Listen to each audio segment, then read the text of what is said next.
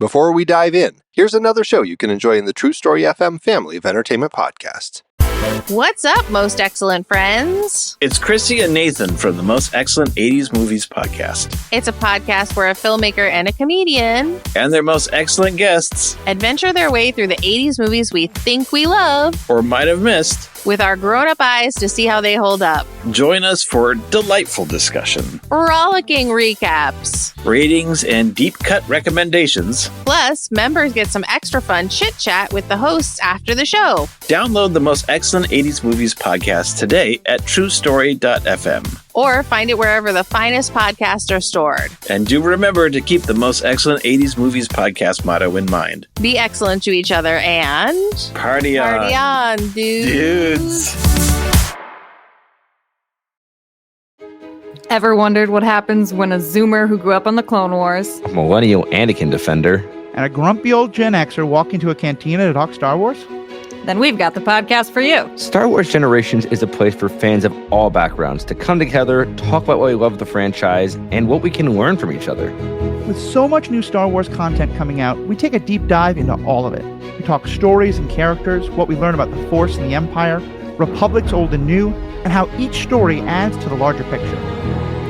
Besides episode-by-episode coverage of the new shows, we've been going back to watch the movies in release order.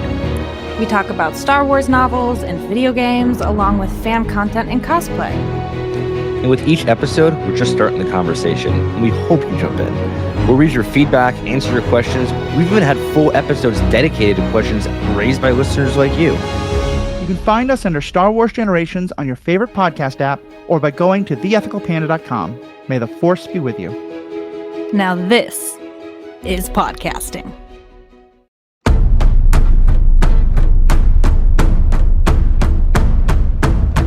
I'm Pete Wright. And I'm Andy Nelson. Welcome to The Next Reel. When the movie ends, Our conversation begins. Conan the Destroyer is over. I go where I feel myself led.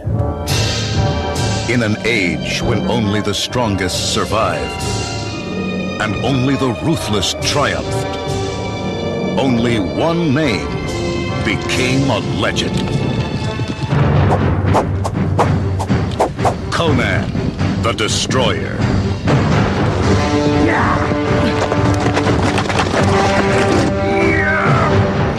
In his first adventure, he fought alone. It is written that a woman child must make a perilous journey. I want you to take her on that journey. Now, he joins a wizard. What are they going to do? Have lunch.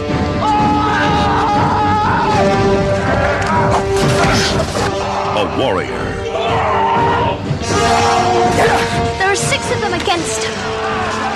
1, 2, 3. A renegade. I think you're right. And a princess. Together,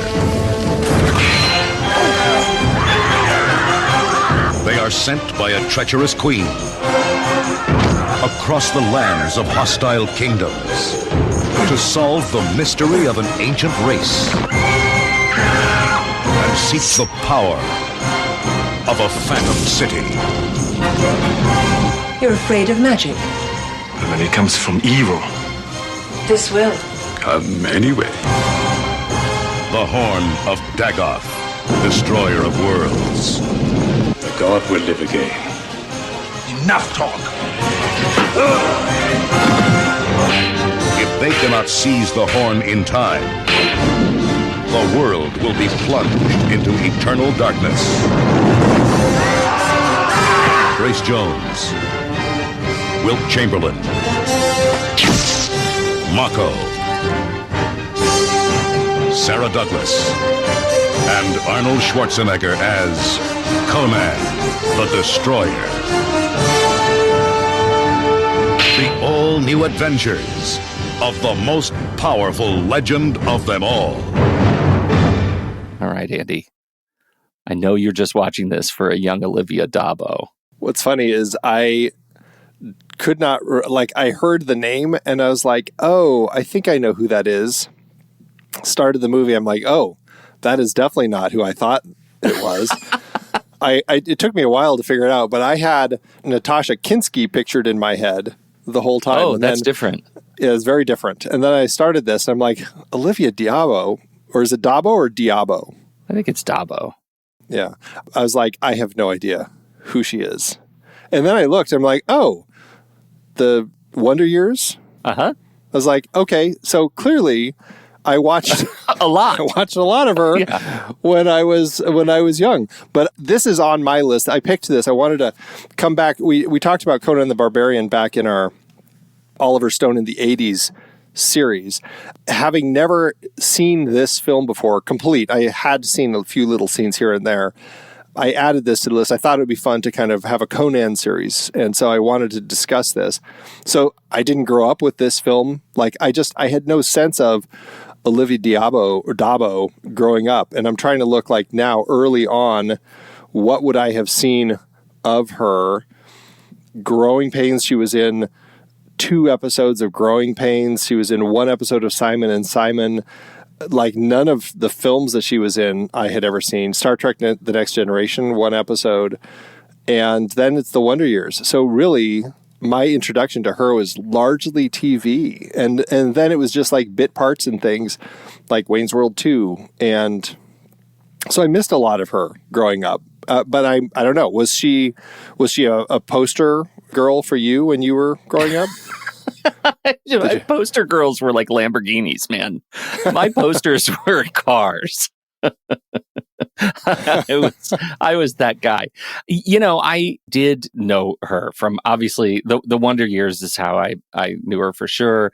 Well, I recognized her in all of the movies that I then saw her in because I just knew her face very well.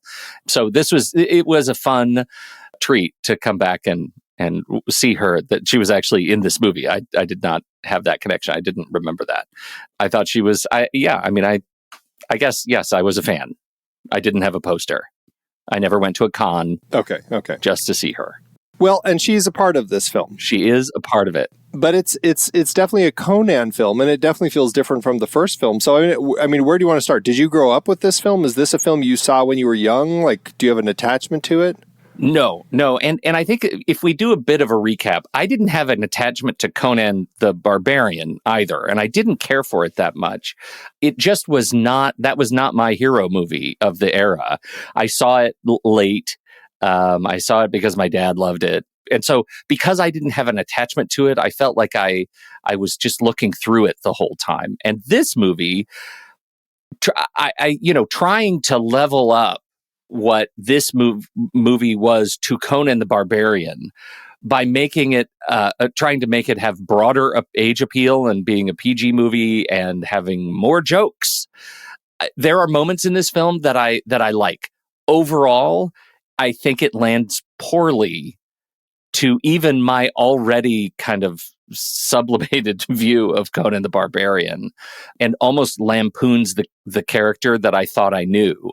At its peak, the wrestling match between the gorilla head guy with no actual mouth and Conan in the diamond room, I was laughing out loud that I was laughing out loud. Like, why was that supposed to be funny?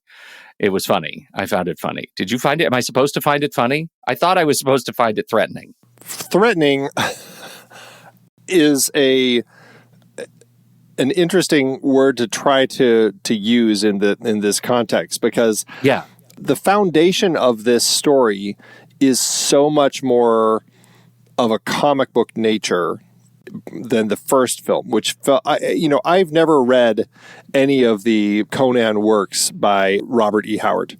Like, I've never read any of the Conan stories that he wrote.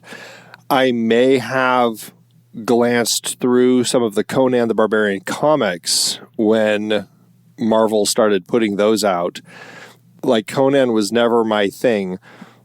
But it definitely felt like when you compare the two movies side by side, it definitely feels like the John Milius, Oliver Stone version of Conan wanted to be a little darker, a little more violent, a little more gritty, which I'm assuming lends more to the Robert E. Howard stories. Whereas this version started with a story by Roy Thomas and Gerry Conway, who were huge parts of the Conan the Barbarian comic. And so this one feels very much more comic booky. It feels that in the relationships, in the humor, in the just kind of the way the story unfolds. Like, I appreciate that they were trying to go for more of a PG rating, but it definitely felt like in those instances where you're talking about, it's hard to say I was meant to feel like an actual threat from that fight, because it just felt kind of like a comic book fight. Yes. That I think is exactly the point. And so I ask you, how do you conceive of these movies as a set? Like it's like high jump, low ceiling. Like they don't make sense together to me. I don't think that's a problem. I mean, it's not so different. It's like, I mean, my thinking when I saw this was very much going to like Raiders of the Lost Ark. And we talked about this way back early in our very first series we did on this podcast in 2011. Raiders of the Lost Ark is one thing. The other 3, now 4 Indiana Jones films feel like another thing. If anything, the most recent film, not directed by Spielberg, actually feels the most Raiders of the Lost Ark of all of them. It's actually one that feels a little more serious in tone, a little less goofy, whereas Temple of Doom, goofy, Last Crusade, Kingdom of the Crystal Skull, all feel like they have this level of goofiness. Even if Temple of Doom does go much, much darker, it also is so much goofier. But they all still feel like Indiana Jones films. And so I don't have an issue looking at them as a whole. It's just like different stories following the character, and sometimes they might be goofier, sometimes they might not. I didn't really have any issues with Conan the Destroyer because of that specific issue.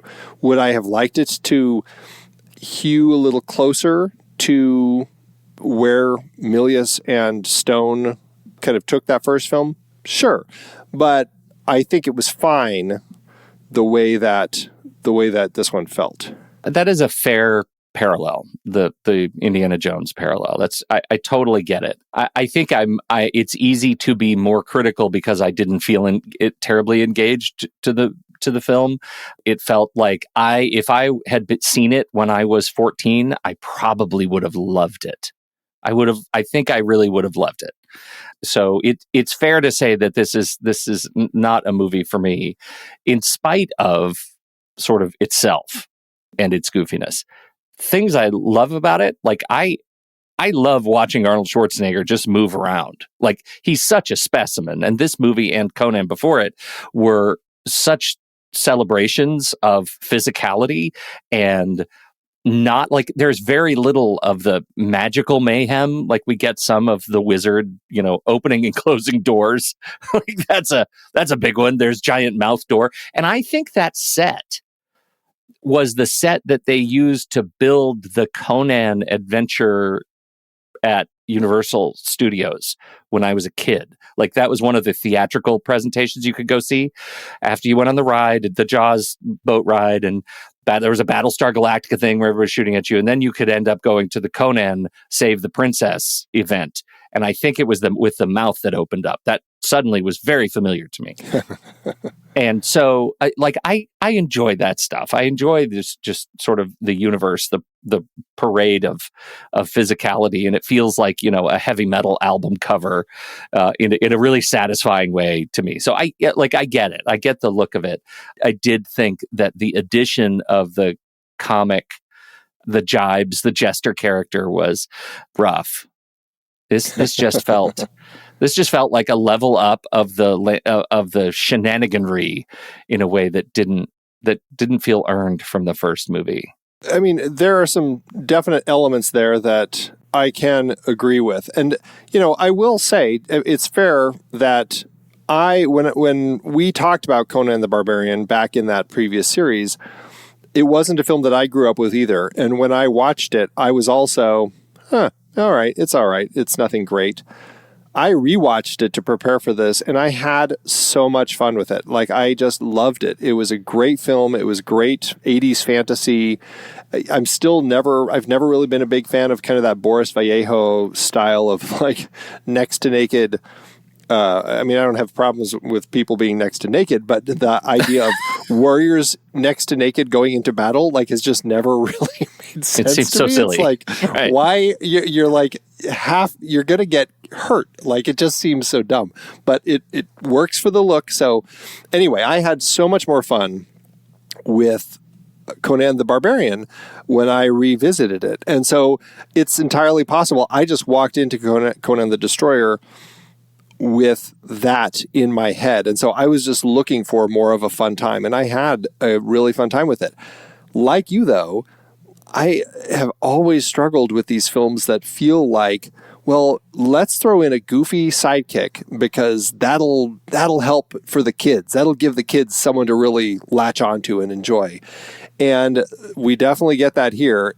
It wasn't so much the case in Conan the Barbarian. And so as we had, Tracey Walter as Conan's thief buddy, I was just like, here it is. Like, my brain immediately went to when we had Rob Schneider pop up as Judge Dredd's sidekick character in Stallone's Judge Dredd.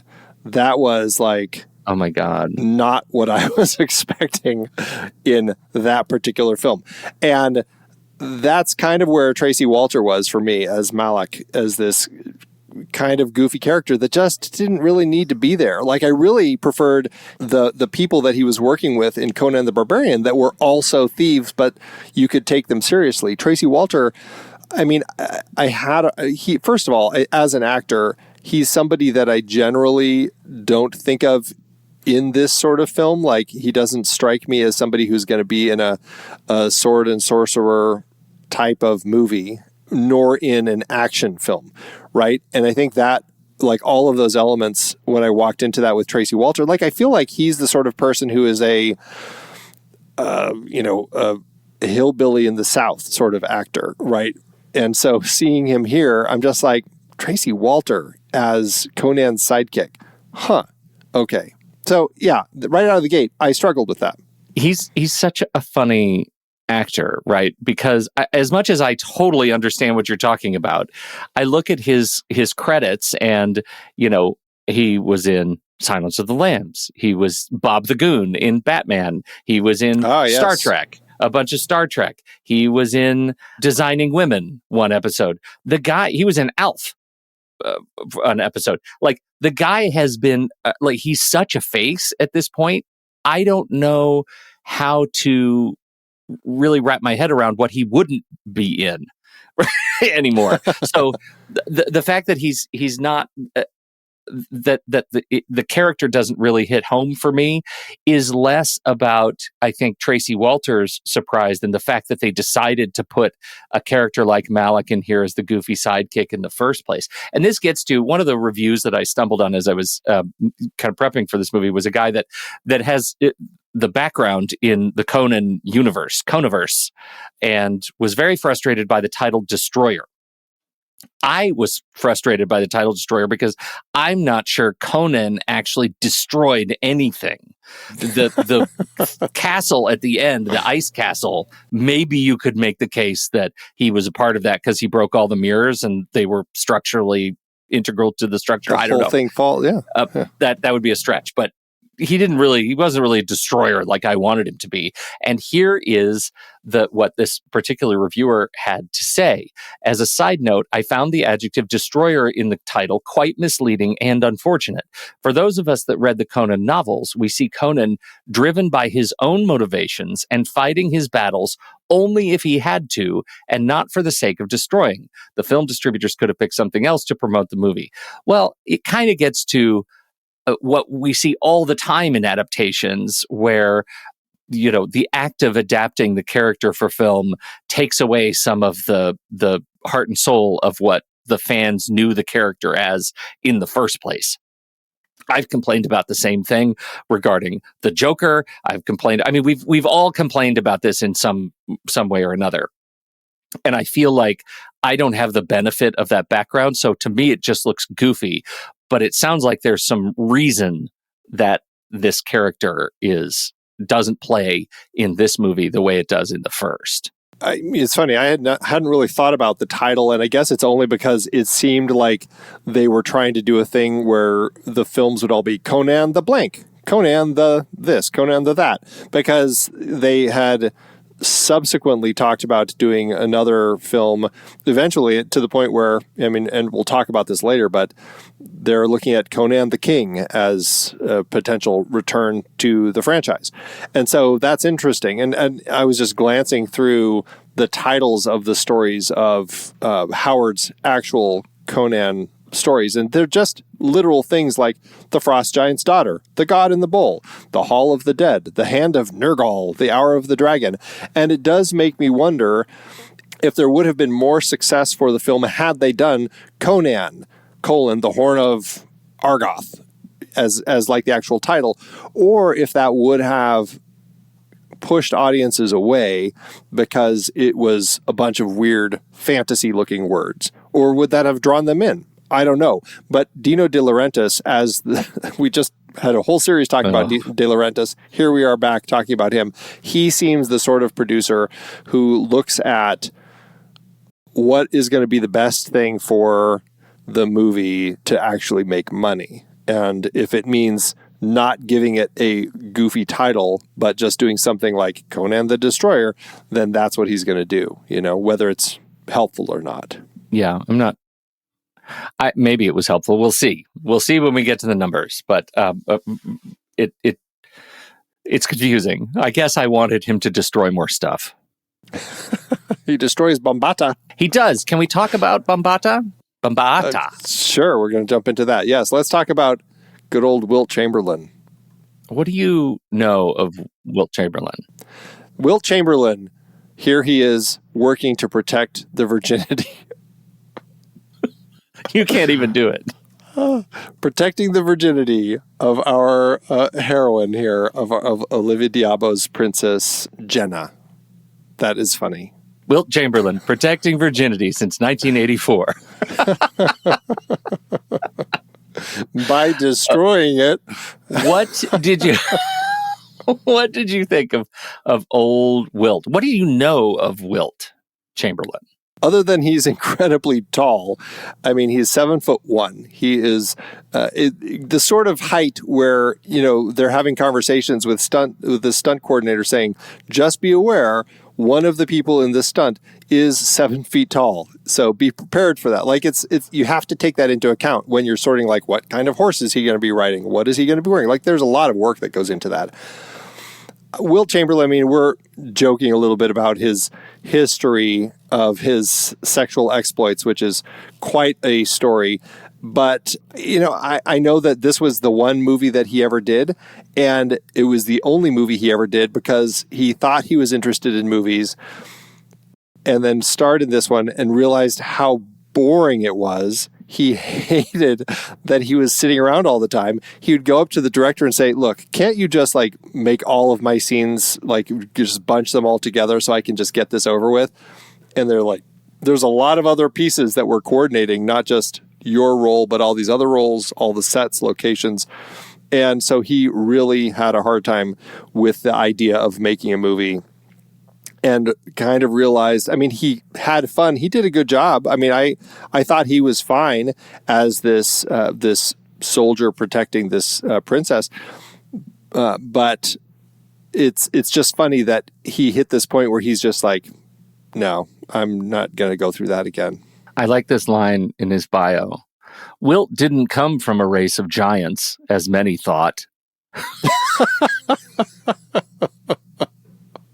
Both his parents were no bigger than 5'9". That is a weird line, yeah. Many people thought. I wonder, I don't know. Ken Severson is credited with that bio, and I wonder what Ken's connection is to Wilt Chamberlain. Arguably, as this bio says, one of the greatest basketball players ever. Yeah, I mean that's what he does, not acting. But he was fine. Yeah. Big Dipper, one nickname. Wilt the Stilt. Oh, Yeah. All right, Andy, we both need an Andy a Pete the nickname. We're going to have to workshop that. I thought he was fine. I think the challenge of having a professional basketball player who is exceptional at the game of basketball, doing a thing that isn't basketball, is that it makes you, I think, a little bit more critical of how this person, is this one of the early Nepo babies, right? Like a career Nepo baby. Like the reason he's cast in this is because he's 7'1", and 2, because he's super famous. And like, if you aren't drawn to see this movie by Arnold, then maybe you'll be drawn to see this movie because you're a fan of Wilt Chamberlain. And I think that's strategic casting, stunt casting. And I did not find his range terribly compelling, right? The whole idea behind the character of Bombaata is that he's charged with protecting the virginity of this girl and getting her to do the diamond thing. And as such, he's kind of a double agent. He's on the team. They don't get along very well, Conan and Bombaata, but he's on the team. He's on team rescue the princess. And then he turns. And I never really tracked his motivation from scene to scene. Like, I know that's what he was doing because other characters told me that's what he was doing. He was not able to convince me of that on his own. And he wasn't very scary. No, and it is, I mean, great points. Because, I mean, the Queen does tell him, use Conan to get this horn, and so that we can wake this Dagoth. Right. And then kill him. Like, we don't want him around for whatever reason. It doesn't make sense, other than she just doesn't want to fulfill her promise. But there's no reason at all why they need to kill Conan. Like, I couldn't figure out, like, why does that even matter, other than the Queen just doesn't want, she's going to, commit to doing something that she just can't do for Conan, which is bring Valeria back, which was who he was in love with from the first film. And I really enjoyed that relationship, so I could buy Conan seeing that her promise was something that was, being blinded enough that she could actually bring Valeria back from the dead. Sure. Okay. Yes. But I agree with that. But again, it's like, why does the Queen have to use this as a way to kind of get Conan out of the way? That really didn't make any sense to me. And then to your point, and this is a problem with, I suppose, the script as it was put together, but also Wilt Chamberlain playing Bombaata, is it's like, yeah, you're having a hard time understanding his logic and reasoning as far as like when he is going after Conan to actually kill him. Like the first time he comes after Conan, the princess is like, what are you doing? Why are you doing this? And his response was like, oh, I thought you were going to hurt the princess. And that was kind of it. And everyone's okay with it. And you're like, really? It's like, okay, I had a hard time with that. And then later it's like he causes this rock slide, which doesn't kill them. It just kind of keeps them stuck in this tunnel long enough so that they can get out. So he doesn't actually ever really follow through. So to your point, he's not much of a threat. Like, he's just somebody who's there for plot. He does what the plot and as the script dictates that he does, but he isn't much of a threat, and he's just doing the things that he's being told to do. And this is a challenge with a lot of action movie villains, right? That they only exist to be bounced off of by our other principal characters. And that's very much what Chamberlain's role is here. And he just happens to be tall enough to pull it off. So, I mean, it's fine. It's just empty calories. Well, and it does make me wonder, like, if they had cast somebody else, like, looking at the people that James Earl Jones had as his kind of assistants. Like, one of them was Thorgrim, Sven Ole Thorsen, who is Arnold Schwarzenegger's bodybuilding stunt buddy. He also ended up in this, but as he had to be masked because obviously we had seen him get killed in the first one, he couldn't come back. But like, that was this person that I felt he carried more weight in Conan the Barbarian. Like, he's a more interesting character.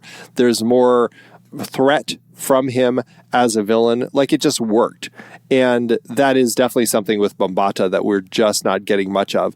And it's really only when they actually have their final fight in the palace at the end of the film where he actually seems a little bit of a threat, and it just seems because of his height. Like, when he's able to grab Conan and just like start like biting his ear off, like, there were moments that made him seem... What is with the bite? I don't know. It was a strange moment, but hey, it incapacitated Conan briefly, so... All right. But still, it's just one of those things, yeah. Yeah, it incapacitated Conan. He bit his ear. Jesus. There's absolutely that part. Now, I think Wilt Chamberlain, he's fine. Bombaata's fine. We move on from Wilt Chamberlain. We got to turn our attention to our main wizardly antagonist, because that allows us to talk about the fight in the chamber and the gorilla mask, which is really all I want to talk about. So if there's anything you want to talk about before then, let's do it. Let's have an airing of grievances. Well, you were talking about the gorilla mask. Which one are you talking about? Because there are two creatures that Conan fights that, I mean, neither of them are exactly gorilla masks, but... What would you call them if they're not? They're gorilla adjacent monsters. Nothing seems gorilla-ish. It's a strange thing. Like, they're I mean, I don't know. Dagoth at the end is a god who is, I don't know what he is, but That's not a gorilla. He's no. a single-horned creature that is this, I don't know, webbed feet and hands. I don't know what Dagoth is, but he's like some sort of mutated, like, sea creature is basically what it looks like. He doesn't look anything like his god statue suggested he was going to No, look not like. at all. God statue was handsome. I mean, that was a good-looking god. Like, people are seeing that. They're like, let's put the horn in because we need to get a piece of this god. And then the god turns into a horrible thing. Do you think if they had successfully sacrificed the princess when they were supposed to sacrifice the princess, that Dagoth would not have turned into the slimy mud monster? That's a great question. Would he actually have just then gone back to hunky god look? Oh. Right. Yeah. Get a piece of that. Let me just tell you, in terms of effects in this movie, when Conan jumps on the back of Dagoth and starts ripping the horn off, that's one of the greatest, most disgusting effects ever, because it's like all the sinew and the like fibrous stuff that's pulling out is so gross. It turned my stomach. Yeah. Yeah. That was great. Okay, so there's that creature, but I think what you're talking about is what the wizard in the Ice Palace becomes. That's Pat Roach, the wizard's avatar, who's most famous for me as the Nazi mechanic in Raiders of the Lost Ark, who is the one who fights with Indiana in front of the plane as the plane's spinning around, and then ends up getting his face sliced off by the propellers. That's Pat Roach. And he plays this wizard here, Thoth Amon, who is the one who's keeping this the jewel that is the key to get the horn. Blah blah blah. It's all like a fantasy, the rigmarole that they need to go through in order to get all the puzzle pieces. Anyway, he does go through this process of, and he's got this ice palace, this mirror room. I really liked the sequence when Conan gets trapped in this mirror room and this red cloaked figure appears in all of the mirrors around it, steps out, and you've got a room full of these red cloaked figures who then walk around and almost like the figures collect each other until it's just one figure. I thought that was actually a really interesting setup. I enjoyed what they were doing with that. And then he takes his cloak off and he looks like one of the stupidest things ever. And you're saying it's a gorilla creature. Okay, sure. Maybe a shaved gorilla is what it ends up looking like. It's really dumb. The costume that he's in is really just terribly done. Like, for a decently budgeted film, I was surprised that something looked so stupid. Anyway, yes, he's the one who now has to fight Conan. And that's the sequence. I like the way that Conan figures out how to actually destroy him, which is actually by breaking the mirrors. Like, that all played really well for me. It's just the creature itself is terrible. It was bad news, man. It was bad news. It was like a $2 mask from Party City or something. Spirit Halloween. Bad news. There was no mouth. I mean, there was no mouth on the mouth. It was just a painted tongue. And they did way too many close-ups. Were they proud of it? Like, give us some more obscured shots. Don't just keep... What are you doing with it? I mean, come on, Jack Cardiff, man, phoning it in, filming this fight. It looked so bad. And the fact that it was, like, I know, if I were a fan, the fact that Pat Roach is as a wrestler with Arnold Schwarzenegger must have been incredible. Like, I can imagine if I had been a wrestling fan, seeing these guys do wrestling stuff might have been really amazing as a kid. But God, it's dumb right now. It's so dumb. I don't know how else to, like, I don't have any real critical thoughts other than it was shot stupidly. It was leaned way too hard into the mask on too many medium shots and close-ups, and as if they were proud of it. The head felt like it was actually falling off at some points, and it gave Arnold too many times where they do that move where he puts Arnold over his upside down on his back and starts spinning him around, and you get to see Arnold do his it's actually the Total Recall scream that where he's and his eyes, like in Total Recall, it's right before his eyes come out of their sockets. But that's what I got. That's when he's spinning him by his sequence. feet. Yeah, he grabs him by his feet and is spinning him around the room to throw him. Yeah. God, Andy, so dumb. No, I don't like the creature. I don't mind the fight. I don't mind the fight. It's okay. I don't mind how it's shot. It's a mirrored room, and that is a more difficult thing to shoot in the mid-'80s. They don't have the ability to paint out camera like they do today, and the fantastic work that can be done to just make cameras completely non-existent when you actually see camera in shot in the way that they film projects today. Back then, you had to like rework all the mirrors in the room, reposition the camera, the gear, the crew, everybody involved, and make sure that they never moved in a way where they would end up being seen in a mirror. So it is more complicated at the time. I give them that. I give them the benefit of knowing that they had to deal with those complexities when they were filming this. So I don't fault Jack Cardiff, and maybe it's because so much of the rest of the film, I think, looks really fantastic. I like the comic book look that they do, all the filters and everything that they're playing with. But yeah, it's just hard when the creature looks just so cheaply put together. I was kind of surprised. This is the one area of the film as a kid that I remember watching. And I think even then, I just always felt like it never looked that good. It's just a shoddy bit of costume work. And it's a shame because I think when it starts, you've got Thoth Amon appearing as like, I don't know, a hallucinatory smoke pterodactyl when he goes and actually steals Olivia Diabo. Like, I thought that was actually kind of cool. Like, he appears as this smoke creature and takes her away. That was neat. Then to become this thing, it just was a real disappointment. And also surprisingly fast. I was clocking it and I looked at this and I'm like, holy cow, they've already got this diamond and they've killed the wizard and destroyed his palace all within like the first half hour of the movie. Like this, as obviously not the big bad, but he's a sub-level boss that has to be destroyed before they can kind of continue on. He did end up being a bit of a letdown. Well, they had to get us to, the mud evolution of Dagoth.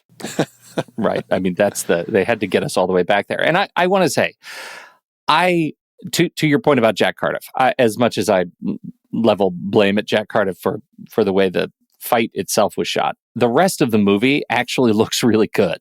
Right? Like, I love the way he shoots landscapes and their travel across barren wasteland. And I just think he makes dirt look good. I thought it holds up. So, all due credit where credit is absolutely due. Yeah. We haven't really talked about the rest of the cast. Olivia Dabo as our princess here, a little bit rough, and it's interesting. I can't speak much to Olivia Dabo as an actress because I've seen her in things, but she's not somebody I can picture much in her actual performances. So I'm really just kind of taking this for what she gives here, and it's like, I think one of my problems. I mean, I did have fun with this film, but it definitely feels very comic booky throughout. Which is, I mean, we'll talk about the writers and kind of how this got put together, it is just so much more comic booky than the first film, to the point where these characters, like their interactions, their dialogue, the way that they make decisions, it all feels so just written just to get the plot moving. And that, I think, is the thing that makes Princess Jenna the strangest of the characters, like, and the hardest one to really connect with, because it's like, okay, she's supposedly falling in love with Conan throughout the film, and I'm just like, other than the fact that they write dialogue about her doing so, I never actually see it happening in the film. And she just is like a little bossy princess who's pushing Conan to do these things because she's the leader of the group and stuff. And it's just like, it all feels so written. I struggled with the way that she was written as a character. And I don't blame it on Olivia, but I feel the script for her was just not doing her any favors at all. I think you are relitigating our exact same complaints with Wilt Chamberlain's character, right? Like that. Sure, yeah. I feel like that's a consistent thread because I totally agree with you.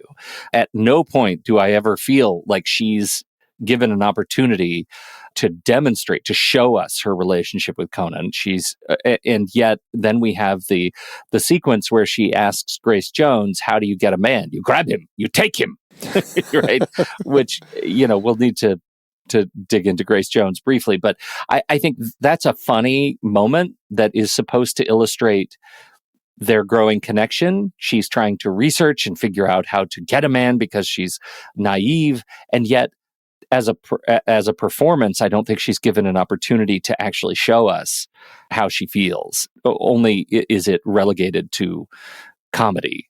I think that's it. And that's really the problem with so many of the characters that we talked about. Tracey Walter too. It's like they're here to give us these comedy beats and just the story points that our writers have kind of crafted as part of this story. But I don't know. I also feel like there is an element of the way that people saw fantasy stories as needing to be crafted in the 80s, where I think they saw it, because you can even see this in, maybe not so much, but you can see it for sure still in Ridley Scott's Legend. Like there are still elements, like all of his little dwarf characters and everything, like they're so goofy. Like they felt like you have to build a high level of goofiness into fantasy for audiences to buy into the stories. And I just don't feel like after Conan the Barbarian, like I feel like they had a hard time remembering that fantasy could be taken seriously until like Peter Jackson gave us the Lord of the Rings films.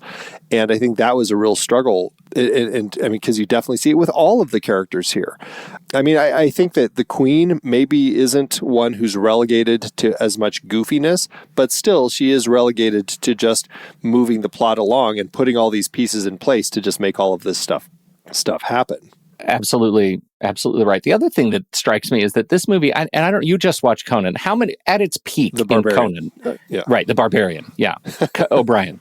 At its peak, how many people were traveling with Conan the Barbarian? I believe it was 4. It was Conan and Valeria and Mako, who I don't believe had a name in the first film. I think he was just the Wizard of the Rocks or something like that. What was his, I'm looking now, what was his character's name? Wizard of the Mounds was what Mako's wizard character's name. And then there was Subotai was the 4th one who was traveling. So I think at the peak, those 4 are traveling together.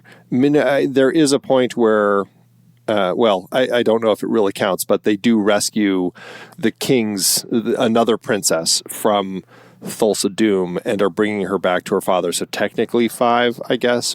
It's interesting because in my memory of the Barbarian was that the building of the party was much more natural. Like it didn't feel forced in as much of a way as it does here, right? Here, it feels like, people like parties. We're talking about D&D a lot. Like that's kind of big right now. Like this, we need to build a party and everybody has to have their own goofy personality and they all get to talk all the time. My memory, I don't have as strong a memory of that in Conan the Barbarian. This feels so forced in that same regard. Yeah, I didn't feel that. Like, I thought it was just building of a team like anything. Like, I mean, sure, Conan the Barbarian, there does feel like there's this natural bond of the three thieves, Conan, Sabbatai, and Valeria, when they kind of create their core team, and then they bring on the wizard and eventually the princess. Like, that one felt really natural. But this one, I guess I didn't have any issue with the fact that it's also a team. You know, Conan and Malak, who are the initial pair, essentially hired by the queen to go help the princess, because she's the only person who can perform this mission. So the princess and then her guardian, Bombaata, have to come along. He needs his wizard, and now, his wizard has a name, Akiro. So he goes and gets his wizard because he knows he's going to be fighting magic. And then they end up bringing Zula along. I didn't have an issue with the team building like throughout this. I actually liked it. And maybe it's because Conan seems to work best when there is a group of people that he's working with, you know, and so it gives us a sense of different varieties of personalities for Conan to bounce off of. Well, and it balances out the sort of assumptive case of Conan as kind of the lone warrior, right? Like the lone slave turned warrior, right? And thief, really. Yeah, right. And I think that works. I just feel like they were working to build a team in a weird way, like just a sort of a comedic way. Like everybody joins a team on a joke, and that just felt forced to me. I don't understand that. Like I don't. Nothing seems like it's a joke really in this. Like where are you saying it's built on a joke? The script. But I mean, the princess and Bombaata, like that just seems like a mission. Yes. Like it doesn't, like nothing about that seems like it's a problem. No, that's not a problem. I think I don't have the script in front of me, Andy. I'm not going to be able to litigate this specifically. I just remember feeling like everyone joins the team for a reason that felt like there's a hole in the team and you have to fill it. And in Conan the Barbarian, it felt much more natural. Like everybody had a purpose. Malak was already on the team, but he was a jokester from the beginning. I will say there's something about Malak that I do like, which is Malak also killed people, right? Malak was of purpose. When they were in a fight, he wasn't useless. He had his little daggers and he jumped on bigger guys and he stabbed them a bunch of times in the neck. And I thought that was actually great, because often the comic foil is totally useless in a fight and absolutely reliant on the big guy. And they did not do that in this one. So I thought that part was great. But it starts out with that kind of light banter that I didn't find to my taste. Like, again, I said, this is not my movie. This is not a movie for me. And that's okay. Yeah, I don't have a problem with the team building in this. Like, everybody ended up being a part of the team. They felt like they were there for a particular reason. If anyone mostly just seems kind of like added to the team arbitrarily, it's Zula, Grace Jones' character, because they rescue her and she needs a place to go. She just wants to join Conan because she knows of him. He's now saved her and she wants to fight with him. But again, even there, I didn't really have much of a problem with the way that was constructed. It all feels scripted, but for me, it was no more scripted than how the team was brought together in the first film. Okay, fair. Yeah. Apparently, Grace Jones was problematic to the crew making this movie because she took the part so seriously. And that is about the most Grace Jones thing I can imagine hearing today. I love that about her. I mean, I feel bad for the stunt people she was working against, but yeah, the stunt coordinator of the film said she could not figure out like pulling her punches. Like she just felt like she had to actually punch when she was doing it. And she broke the nose of like she's got her pole fighting is really what she's doing. And she smacks a guy in the face in the scene where we first meet her, and like took the guy's nose out.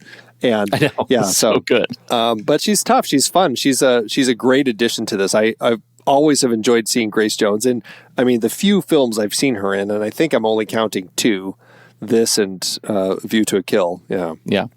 I like watching Grace Jones on film because she is so severe. Like, talk about someone who understood the assignment. I think she was great. And I would watch her in other Conan movies. I think she actually pairs very well with Arnold Schwarzenegger in this era. So yeah, that part was solid. I said too, she's been in a lot of films from 73 in Gordon's War all the way up through 2016 in Götterdämmerung, so where she played Death and the Devil. All sorts of movies. The two that we're talking about are, the two like 84, 85, but then she was in Vamp, Straight to Hell, Siesta, Boomerang, Freddy as FRO 7, Cyber Bandits. She's been in a lot of things, so very busy. You mentioned those two. I feel like I've seen her in more stuff. I just don't remember. Like, I have seen Vamp, and I'm sure there are others. I don't think I would have such a strong memory of Grace Jones if I hadn't seen other stuff. But she's a presence. Like, that's the thing with Grace Jones. Every time I see her, I just feel like she is such a great presence on screen. And she doesn't need to be acting. She is still singing and very, very busy at the age of 76. So kudos to her for keeping so busy all the time. For sure. We didn't mention that it was a fun little surprise, but Andre the Giant was actually the Dagoth monster, uncredited in this, but Andrei Roussimoff, in fact, was the man inside the mask. Did you read that? I did. Mud Monster himself. That was great. I did not notice the body movement of that is familiar to me as Andre the Giant. He really buried himself in the part, you might say. Yes, you just might. I want to talk a little bit. We talked a little bit about kind of the creation of this. We've kind of already done it, but I just want to mention, the script. The reason I think this feels so comic booky. I mean, Dino De Laurentiis, after Conan the Barbarian, he wanted to make another Conan film, but really wanted to kind of tone it down and make it something that could actually pass as PG. This came out at a very interesting time. This movie was released June 29th, 1984. The PG-13 rating went into effect July 1st, 1984. So this just missed it of being able to be PG-13 by 2 days, which I think is really interesting. But so they were trying to do something that could still get a PG rating. And so they really toned it down, the violence. And, he talked to Richard Fleischer, filmmaker who he had worked with a number of times. Fleischer was like, yeah, that sounds great. Let's do it. Let's make something that's a little more toned down. And so they went to the two men who were really kind of big parts of the Conan the Barbarian comics, Roy Thomas and Gerry Conway. So these two, they had put this story together. Now, I say these names as people who are important in Conan the Barbarian, but when you say Roy Thomas, let me just read this list to you, Pete. Among the comic characters he co-created are Vision, Doc Samson, Carol Danvers, Luke Cage, Iron Fist, Ultron, Yellow Jacket, Defenders, Man-Thing, Red Sonja, Morbius, Ghost Rider, Squadron Supreme, Invaders, Black Knight, Nighthawk, Havoc, Banshee, Sunfire, Thundra, Archon, Killraven, Wendell Vaughn, Red Wolf, Red Guardian, Damon Hellstrom, Valkyrie. So he is a big name in comics. He actually is the one who was Stan Lee's successor as editor-in-chief at Marvel and is the one who introduced Conan the Barbarian into Marvel Comics in 1970. Gerry Conway worked with him quite a bit on all of that. And also, I could go through his whole list of things too. Another name in comic lore that is just very, very big. My point is really just the fact that these two men knew Conan largely as the comic book figure that they very much had kind of developed and crafted based on Howard's character. And so I think it makes sense that, you can see that this is the direction they were going to go with the story. They wanted it to feel more comic booky and everything. Stanley Mann ended up taking their story and being the person who wrote the script. It's interesting because he didn't have much of a comic book background, but was very much just a screenwriter. He had just done Firestarter. Before this, he had done things like Damien, Omen 2, and Meteor. And so it was kind of like, I don't know. He strikes me as somebody who may be more of a just kind of a hired hand screenwriter to kind of develop the story. But I think that he made changes to the story that neither Thomas nor Conway were very happy with. But, De Laurentiis was happy with it. Fleischer was happy with it. And this is the film we got. It's interesting. I think that Roy Thomas also created Luke Cage. And I find the Luke Cage Netflix story interesting. The character is an interesting parallel to Conan, right? This character who is impossibly strong, and yet still it's a story that tracks his weaknesses in the spirit of building a team and solving a problem. Like, this is a story that's ages old, and it feels like Roy is exercising some demons through these characters in a really satisfying way. I think hindsight, I prefer the Luke Cage character, tone, sentimentality, and I feel like it's a matured Conan.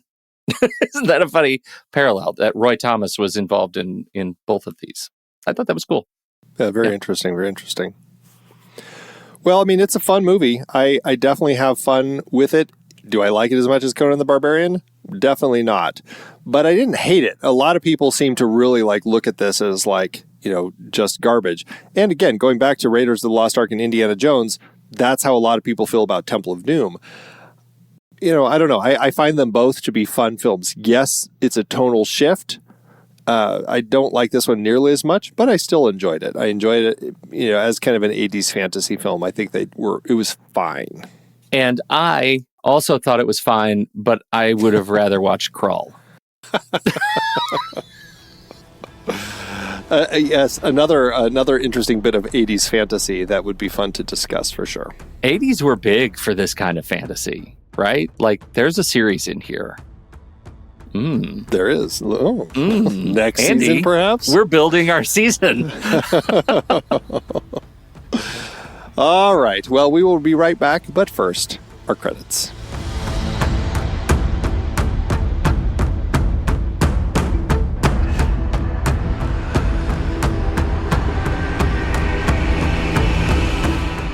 The Next Reel is a production of True Story FM, engineering by Andy Nelson, music by Roy Spielger and Blackbard, Muvaka, Ian Post, Oriole Novella, and Eli Catlin. Andy usually finds all the stats for the awards and numbers at the-numbers.com, boxofficemojo.com, imdb.com, and wikipedia.org. Find the show at truestory.fm, and if your podcast app allows ratings and reviews, please consider doing that for our show.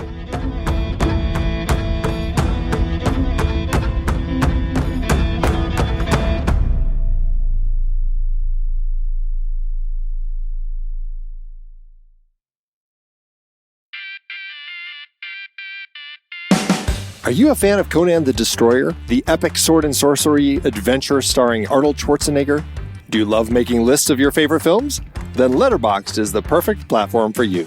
Letterboxd allows you to create and share lists of movies based on any theme or criteria you can imagine. Whether you're compiling a list of sword-and-sorcery epics featuring muscular Boris Vallejo-style heroes, or something more specific such as movies where Arnold Schwarzenegger wears a loincloth, Letterboxd has got you covered. But why stop there? With Letterboxd, you can let your creativity run wild and create lists that are as hilarious as they are niche. How about films featuring wizards with questionable fashion sense? Or movies where the villain's lair is suspiciously well lit? The possibilities are endless. And if you're feeling particularly adventurous, you can create lists that are even more specific and obscure. Imagine a list called Films Featuring a Goofy Sidekick Clearly Included Just to Say One-Liners, or Movies Where a Character Betrays the Hero and Meets a Bloody Demise. Those are some deep cuts. But wait, there's more. How about movies where a queen attempts to resurrect an ancient evil using magical artifacts and unwitting pawns? Or films featuring a wise and powerful mentor with a penchant for cryptic advice? Now we're getting into some seriously obscure territory. Imagine a list called Movies Where Grace Jones Kills Someone in a Creatively Unconventional Way. Or films where NBA Hall of Famer Wilt Chamberlain portrays a character named Bombaata who betrays the hero, attempts to bite his ear off, and then is stabbed in the gut. The latter list might feature only one film, this film, but that's what makes it so delightfully specific. But the best part, listeners of the Next Reel Film podcast can get a 20% discount on their Letterboxd subscriptions, both new and renewals, by visiting thenextreel.com/letterboxd. With Letterboxd Pro, you'll have access to even more features, like personalized annual and all-time stats pages based on your diary entries and watched films. The ability to select and filter by your favorite streaming services and get notified when films in your watch list arrive on those services. You can also see friends' average film ratings, track films you own, filter your own activity feed by type, pin content to your profile, duplicate lists, and manage tags. And if you upgrade to Letterboxd Patron, you'll join a community of passionate film lovers and gain access to exclusive perks, such as the ability to select your preferred poster and backdrop for any film, and for your own profile, reviews, and lists. Plus, you'll get your name featured on the Letterboxd Patrons page and early access to some beta features. So whether you're a fan of Conan the Destroyer or just love creating and sharing lists, whether serious or designed for a laugh, Letterboxd is the place for you.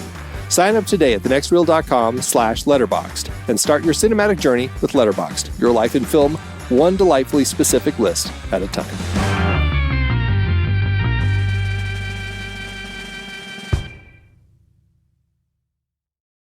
Sequels and remakes, Andy, they're still making Conan movies in some way, shape, or form. I think there's one coming out, right? It's been in discussion, but who knows if it'll ever happen. There was a comic book adaptation of this film in Marvel's Super Special number 35, which came out December 1984. Interestingly, Roy Thomas and Gerry Conway, who we were just talking about, they were dissatisfied with Stanley Mann's script and the finished film.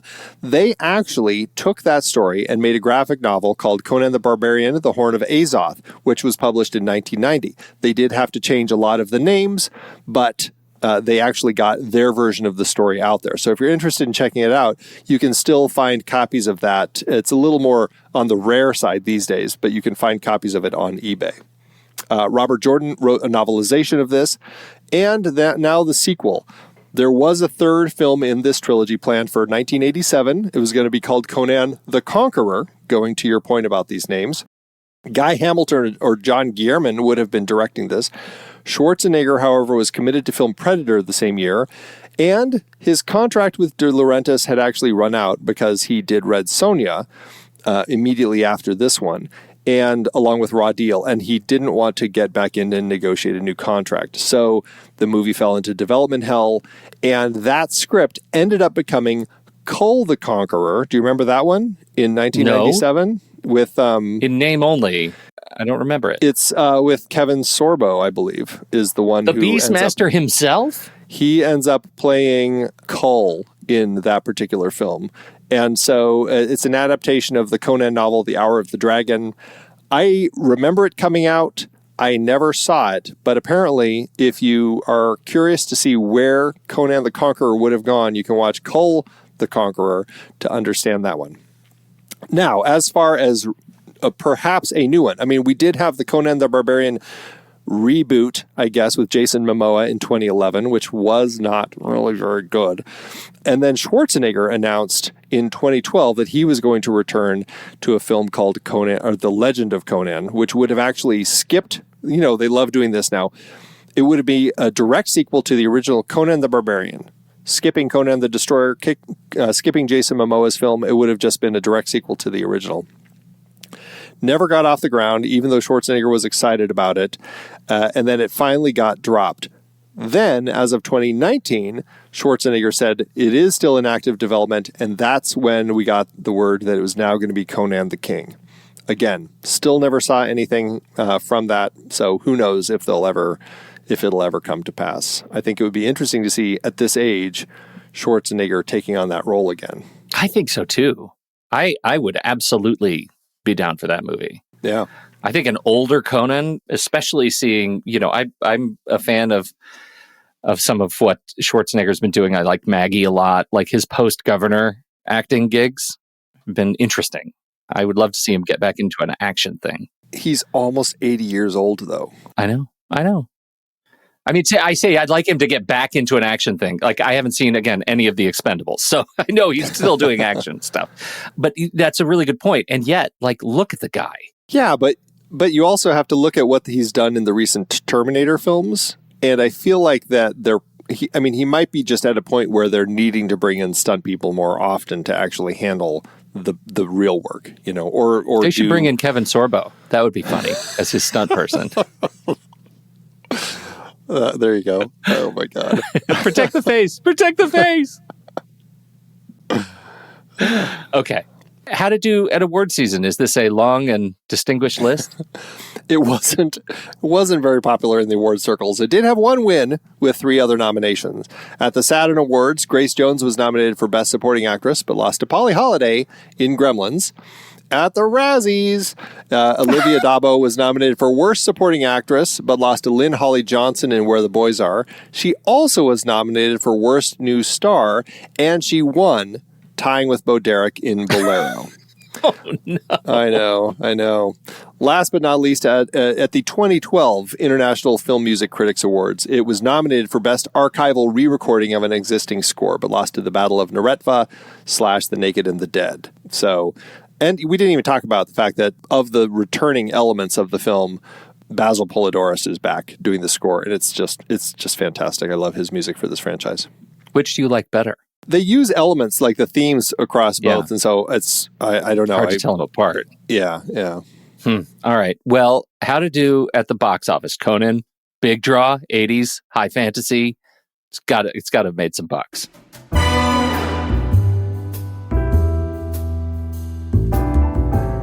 Well, for Fleischer's turn at the Conan films, he had a budget of $18 million or $54.9 million in today's dollars. The movie opened June 29th, 1984, as I said earlier, opposite Cannonball Run 2 and Bachelor Party, landing in 4th place because none of the new films could bump Ghostbusters or Gremlins out of the top 2 spots.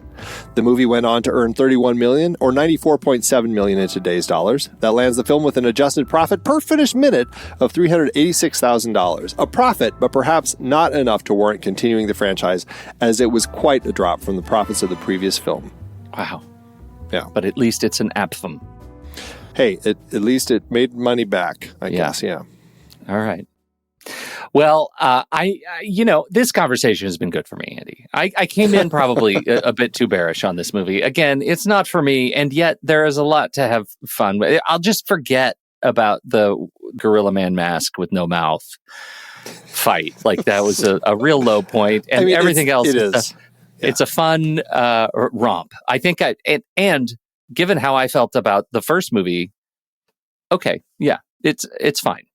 It's fine. It might be worth rewatching the first movie for you as well. Like, it really changed for me, and I had a great time with it. It feels different from this one, but I had a lot of fun with that first one. This film, I didn't like it as much as the first one, but I did have fun with it. I enjoyed it. It was an easy watch. I mean, that's the thing with these sorts of movies. It was just very easy to just kind of sit back, relax, and enjoy. I would watch it again. I'd probably still enjoy the first one more, but it's a fun enough sort of film. Okay. Well, we're going to further litigate that in a minute when we get to, our ratings and reviews. Yes. But first, we'll be right back for those ratings.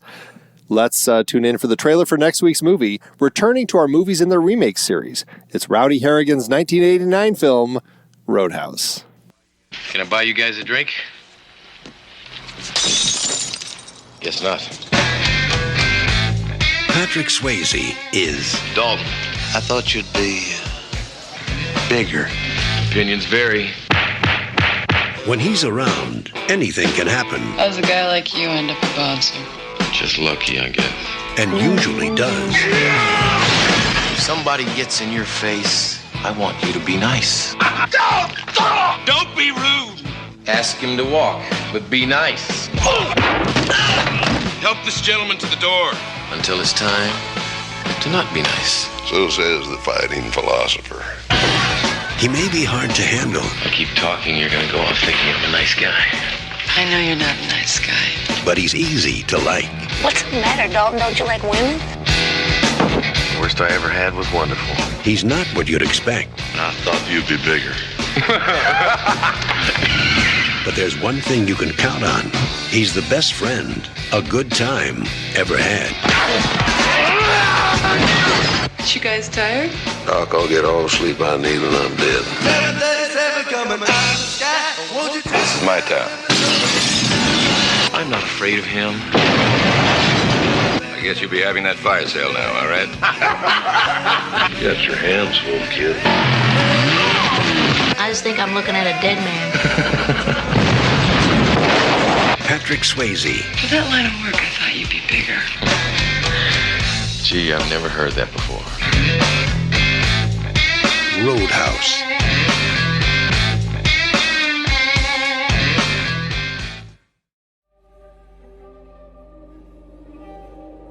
In an age of chaos, when heroes were forged in the fires of forgotten realms, one force rose above the rest. 'Twas not a sword, 'twas not a spell. It was the Next Reel family of film podcasts membership. Join us, brave traveler, on a journey beyond the veil of ordinary podcasting, into a world where bonus episodes echo like war drums across the plains, where early access arrives swifter than a thief in the night, where in-episode bonus content reveals truths darker than any wizard's spell. You shall wield your own personal podcast feed, a totem of power known only to the chosen few. You will hear ad-free episodes unsullied by merchants or mid-episode proclamations. Gather round the sacred flame of live recording sessions, where the hosts conjure insights in real time, and enter the enchanted stronghold of our Discord, where members dwell in exclusive fellowship. All this for those bold enough to support the podcasts they love, to lift their voices, to join their ranks, to become a member. So heed the call, ride forth to truestory.fm/join, and remember, in a world of destroyers, you can become a creator. Letterboxd, Andrew. Letterboxd. This is where we assign our stars and our hearts and see where we rank this movie. Letterboxd.com/The Next Reel. That's where you can find our page, headquarters page, HQ page. Yeah, that's what it's called. What are you going to do? What are you going to do? What'd you do? You came back to Conan on Revisit and rated that what? Yeah, I think I had started at 3 stars with that one, and then I ended up, after I revisited it, 4.5. Like, I freaking loved it. It was so much fun. I think I must have been on cold medicine or something when I watched it the first time. It was just like, it was a great film. And so this film, you know, I have fun with this one. It's an easy watch. I think that it's fair. I do have problems with it, but it's 3 stars and a heart. I think that's a fair spot for this one to sit for me. Well, I'm in trouble because I rated the first Conan. I've not rewatched it, and I rated the first Conan 2 stars, no heart. Yeah, what is that? Yeah, that's why you need to rewatch it. I know. After this conversation, it makes me think I need to rewatch it because there's something wrong with me, and I'll own that. That's fine. I get it. Because I wanted to, my initial thought for this movie is, I don't know that I'm going to watch it again. It was fun and frivolous, and I've had enough. I would give it 3 stars, probably no heart. Kind of feels right down the middle. But now I've just rated this movie higher than Conan the Barbarian, which feels like a tragedy of Shakespearean proportions. It does. It definitely does. You started this little thing that we had, like where we get to assign each other movies that you have to watch this next week. I'm going to tell you need to watch Conan the Barbarian this week. Yeah. Sorry. You're going to have to revisit that one. You got it. Yeah. I'll do it. Good. All right. Well, that will average out to 3 stars and a heart over on our Letterboxd account, which you can find at The Next Reel. You can find me there at Soda Creek Film. You can find Pete there at Pete Wright. So what did you think about Conan the Destroyer? We would love to hear your thoughts. Hop into the Show Talk channel over in our Discord community, where we will be talking about the movie this week. When the movie ends, our conversation begins.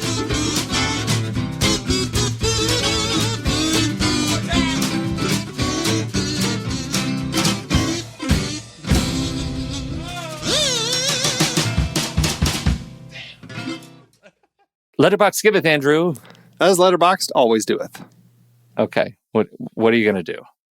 I'm going with a 2.5 star by Ahab, who had this to say. There are 2 really great things about this movie. One is that it is called The Destroyer, which I just think is funny because of our whole conversation about that. The other is that Conan punches a horse in the face and has a Three Stooges moment with a camel in the same sequence. I like to call it the Conan takes no S from animals sequence. Apart from those two diamonds in the rough, I mostly just regretted not watching Conan the Barbarian again. Okay, we didn't say anything about Arnold Schwarzenegger punches animals, and we absolutely should have, because that's still here. And it's like the same camel from the first film, and he's apologizing to it. What a weird moment. Yeah. So weird. All right.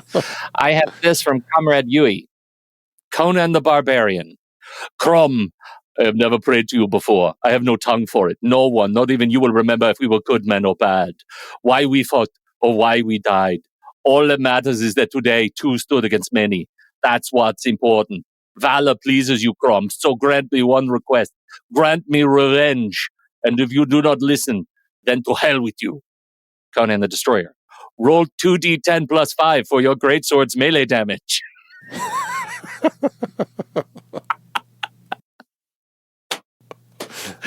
Love a good D&D joke. Oh, thanks, Letterboxd.